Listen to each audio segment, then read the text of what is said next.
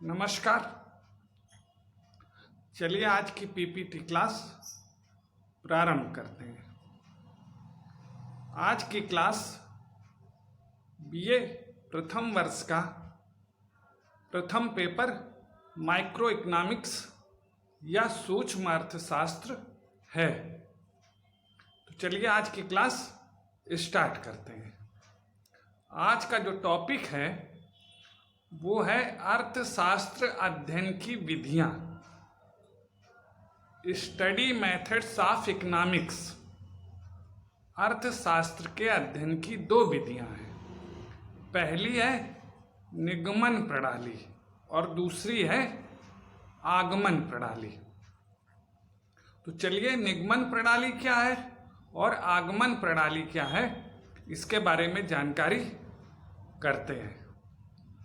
निगमन प्रणाली, जो पहली प्रणाली है वो है निगमन प्रणाली। इस रीति में या इस मेथड में सामान्य से विशिष्ट की ओर चला जाता है, अर्थात जो सामान्य सत्य है उसके आधार पर विशिष्ट सत्य को खोजा जाता है।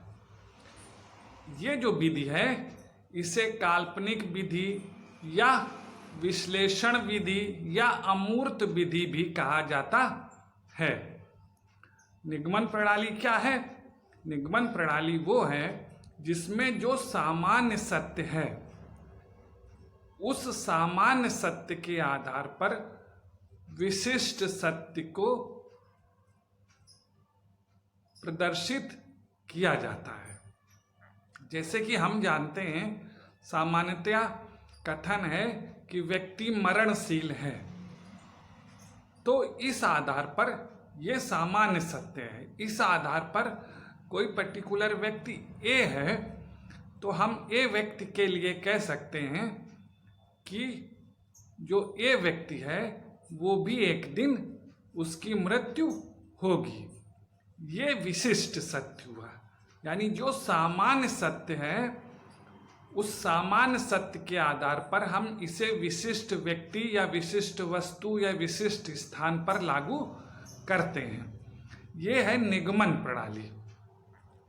अब निगमन प्रणाली के क्या गुण हैं? जो निगमन प्रणाली है इसके क्या गुण हैं? तो जो पहला गुण है वो है सरलता। जो निगमन प्रणाली है वो सरल है अपनाने में।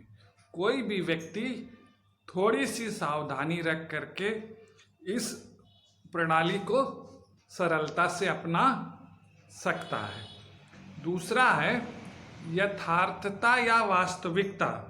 ये जो प्रणाली है ये यथार्थ है, वास्तविक है। इस प्रणाली के जो निष्कर्ष होते हैं वो यथार्थ होते हैं, हमेशा सत्य सिद्ध होते हैं। तो ये निगमन प्रणाली का दूसरा गुण है यथार्थता या वास्तविकता। तीसरा जो निगमन प्रणाली का गुण है वो है निश्चितता। जो निगमन प्रणाली है वो निश्चित है, इसमें निश्चितता का गुण पाया जाता है। ये हमेशा सत्य सिद्ध होती है।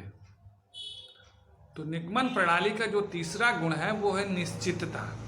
निगमन प्रणाली का चौथा जो गुण है वो है सर्वव्यापकता।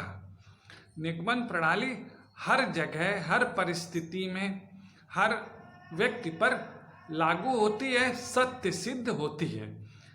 इसका जो निगमन जो प्रणाली है वो इसके अंदर सर्वव्यापकता का गुण पाया जाता है।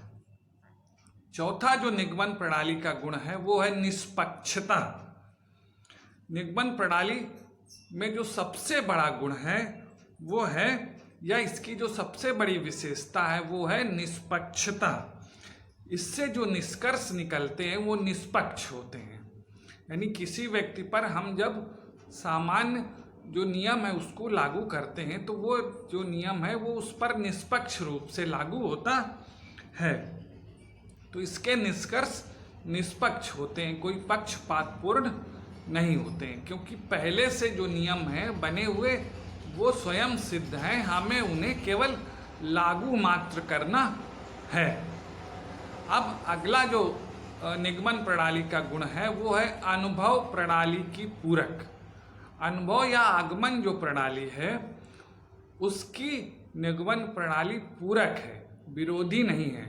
ये जो दोनों प्रणालियां हैं वो एक दूसरे के विरोधी नहीं हैं। निगमन प्रणाली आगमन प्रणाली की विरोधी नहीं है, बल्कि ये उसकी पूरक है। दोनों को साथ आवश्यकता है अर्थशास्त्र के अध्ययन के लिए। अगला जो निगमन प्रणाली का गुण है वो है भविष्यवाणी की संभावना। निगमन प्रणाली का जो गुण है वो ये है कि इससे भविष्यवाणी की जा सकती है।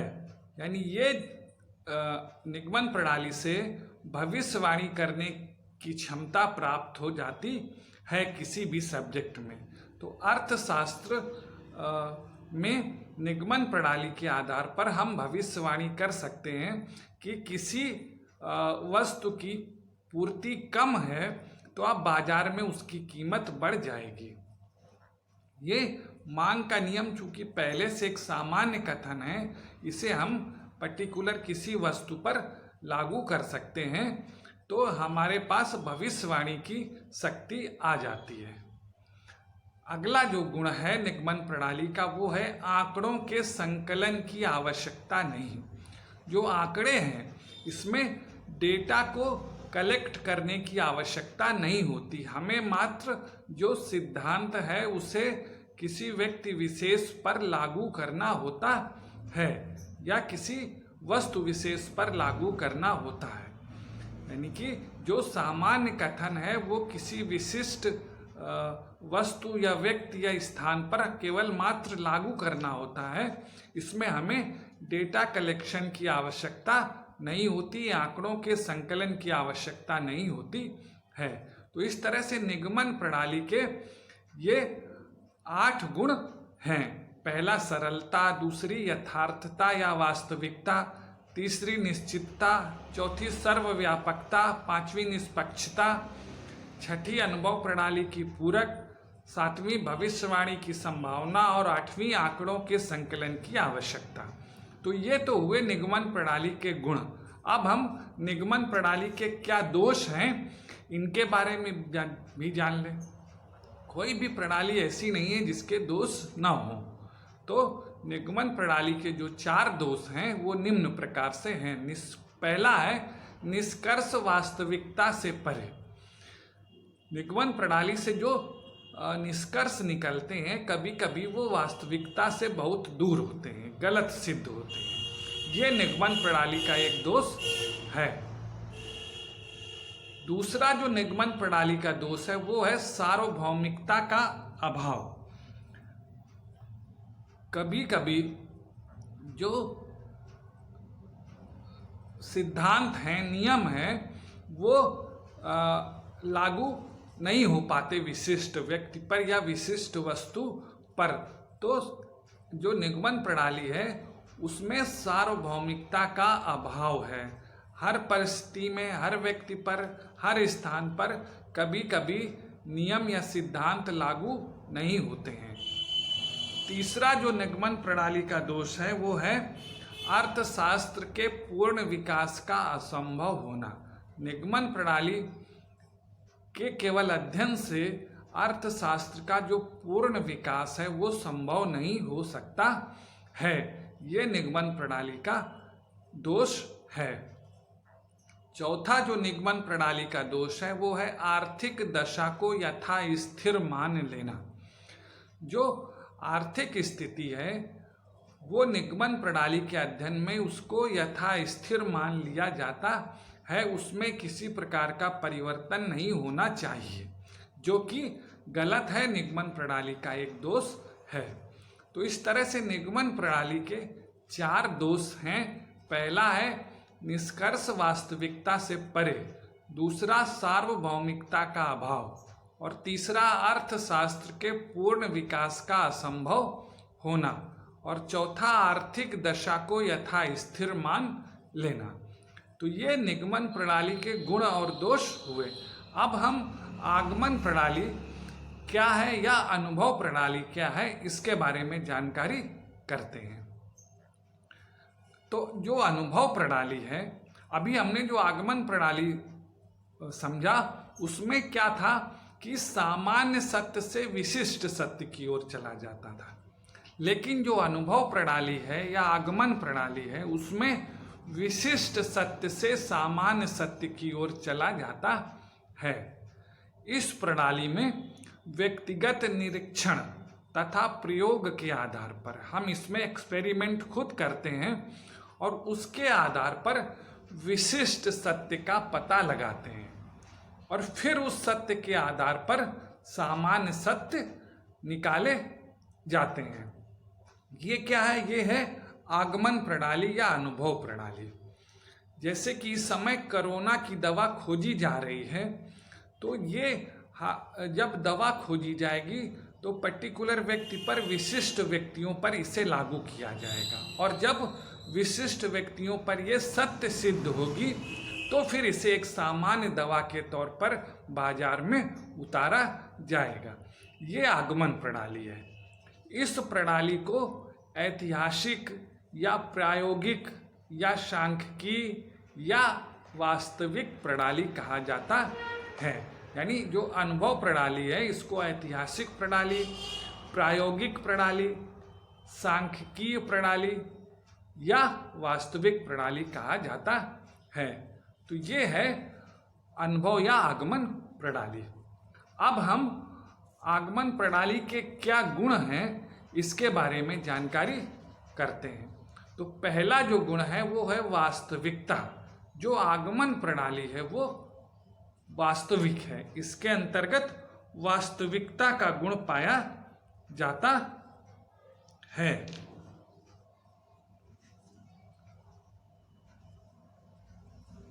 सत्य पाया जाता है, सच पाया जाता है, क्योंकि इसे हमने खुद विशिष्ट व्यक्तियों पर लागू करके देखा है।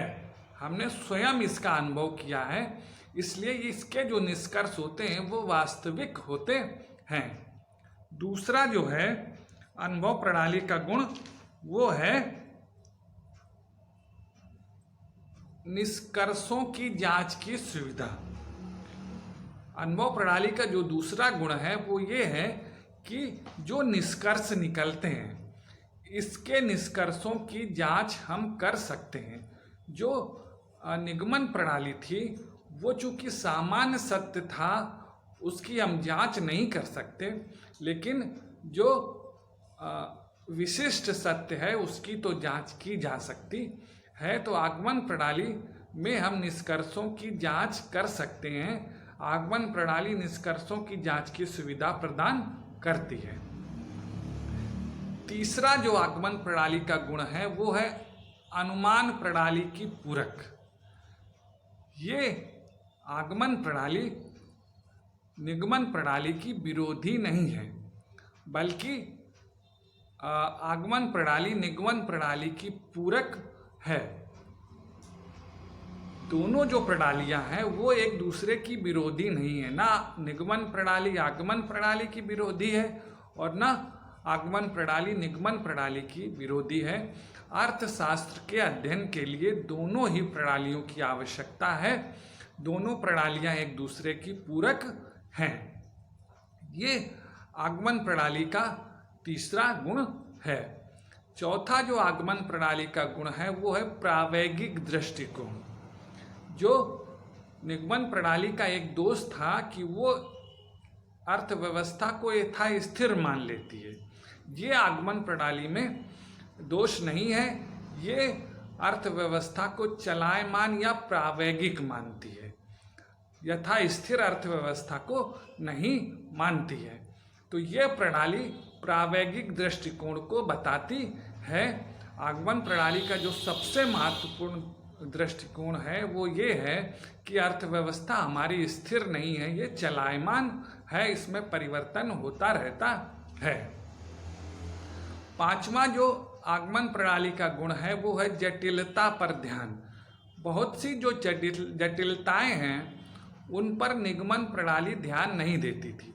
उनको निगमन प्रणाली में छोड़ दिया गया था जटिलताओं को, लेकिन उन जटिलताओं को आगमन प्रणाली में सॉल्व किया जाता है, उन पर ध्यान दिया जाता है और जो समस्या है उसे दूर करने का प्रयास किया जाता है। ये आगमन प्रणाली का सबसे महत्वपूर्ण गुण है। तो इस तरह से आगमन प्रणाली के 5 गुण हैं। पहला वास्तविकता, दूसरा निष्कर्षों की जांच की सुविधा, तीसरा अनुमान प्रणाली की पूरक, और चौथा प्रावैगिक दृष्टिकोण, और पांचवा जटिलता पर ध्यान। तो आगमन प्रणाली के ये गुण हैं। अब हम आगमन प्रणाली के क्या दोष हैं इनके बारे में जानकारी प्राप्त करते हैं। किसी भी प्रणाली में दोष होना जरूरी है, दोष जरूर होते हैं। तो आगमन जो प्रणाली है उसमें कौन से दोष हैं उनके बारे में अध्ययन करते हैं। पहला जो दोष है वो है जटिलता। ये प्रणाली जटिल है। निगमन जो प्रणाली थी उसका जो सबसे बड़ा गुण था कि सरलता, वो प्रणाली सरल थी। कोई भी व्यक्ति उसे थोड़ा सा सावधानी रख करके लागू कर सकता है। लेकिन आगमन प्रणाली का ये दोष है कि इसमें बहुत सावधानी की आवश्यकता होती है। ये प्रणाली बहुत जटिल है, आसानी से लोगों की समझ में नहीं आती है। ये आगमन प्रणाली का सबसे बड़ा दोष है। दूसरा है पक्षपात पूर्ण प्रणाली। जो सबसे बड़ा दोष आगमन प्रणाली का है, चूंकि यह अनुभव सिद्ध प्रणाली है, इसमें हम खुद रिसर्च करते हैं, खुद अनुभव के आधार पर कोई नियम बनाते हैं। तो कभी कभी नियम बनाते समय हम पक्षपात पूर्ण, भेदभावपूर्ण काम भी कर जाते हैं जो विशिष्ट सत्य को निकालने में। तो इसका जो सबसे बड़ा दोष है वो ये है कि ये पक्षपात पूर्ण प्रणाली है, यानी इसमें पक्षपात की संभावना बनी रहती है। हम तमाम बातों से प्रभावित होते हैं और इस कारण से हम कभी कभी पक्षपात कर देते हैं। तीसरा जो आगमन प्रणाली का दोष है वो है क्षेत्र का सीमित होना। आगमन प्रणाली का जो क्षेत्र है वो सीमित है, जबकि निगमन प्रणाली का क्षेत्र अत्यंत व्यापक था। आगमन प्रणाली का जो ये दोष है कि इससे क्षेत्र सीमित हो जाता है। ये जहाँ पर लागू होती है वो क्षेत्र बहुत संकुचित या सीमित होता है। चौथा जो दोष है आगमन प्रणाली का वो ये है निष्कर्ष का सत्य न होना। आगमन प्रणाली से जो निष्कर्ष निकलते हैं कभी कभी वो सत्य सिद्ध नहीं होते हैं, वो सामान्यतया लागू नहीं होते। जो विशिष्ट सत्य होते हैं कभी कभी वो सामान्यतया सत्य सिद्ध नहीं होते, हर व्यक्ति हर परिस्थिति पर लागू नहीं होते हैं।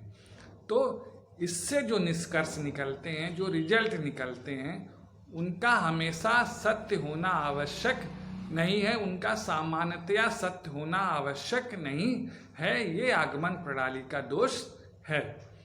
पांचवा जो आगमन प्रणाली का दोष है वो है सामाजिक विज्ञान के लिए कम उपयुक्त होना। जो साइंस के विषय हैं या जो प्रयोगात्मक विषय हैं उनके लिए तो ये आगमन प्रणाली ठीक है, लेकिन जो सामाजिक विज्ञान के विषय हैं उनके लिए ये प्रणाली कम उपयुक्त, कम उपयोगी है, कम महत्वपूर्ण है। किसके लिए? सामाजिक विज्ञान के विषयों के लिए आगमन प्रणाली कम महत्वपूर्ण है। तो इस तरह से जो आगमन प्रणाली है उसके 4-5 दोष हैं। पहला जटिलता, ये प्रणाली जटिल है। दूसरा पक्षपात पूर्ण प्रणाली, इसमें पक्षपात की संभावना बनी रहती है। तीसरा दोष है क्षेत्र का सीमित होना, इससे क्षेत्र अर्थशास्त्र का बहुत सीमित हो जाता है। चौथा जो दोष है निष्कर्ष का सत्य न होना, इससे जो निष्कर्ष है वो सत्य नहीं होते हैं कभी कभी। पांचवा है सामाजिक विज्ञान के लिए कम उपयुक्त होना। पांचवा जो इसका दोष है कि ये सामाजिक विज्ञान के लिए उतनी उपयोगी नहीं है जितनी कि निगमन प्रणाली है। तो इस तरह से आज हमने निगमन प्रणाली क्या है, निगमन प्रणाली के क्या गुण हैं, निगमन प्रणाली के क्या दोष हैं, इसके बारे में जाना। और आगमन प्रणाली क्या है, आगमन प्रणाली के गुण क्या हैं, आगमन प्रणाली के दोष क्या हैं, इसके बारे में भी जानकारी प्राप्त की। दोनों प्रणालियों का हमने अध्ययन किया, दोनों के गुण और दोषों को जाना, और इसके आधार पर हम ये निष्कर्ष निकाल सकते हैं कि कोई भी प्रणाली ना तो अच्छी है ना खराब है। अर्थशास्त्र के अध्ययन के लिए दोनों प्रणालियों की आवश्यकता है। दोनों प्रणालियां एक दूसरे के विरोधी ना होकर के एक दूसरे की पूरक हैं। धन्यवाद।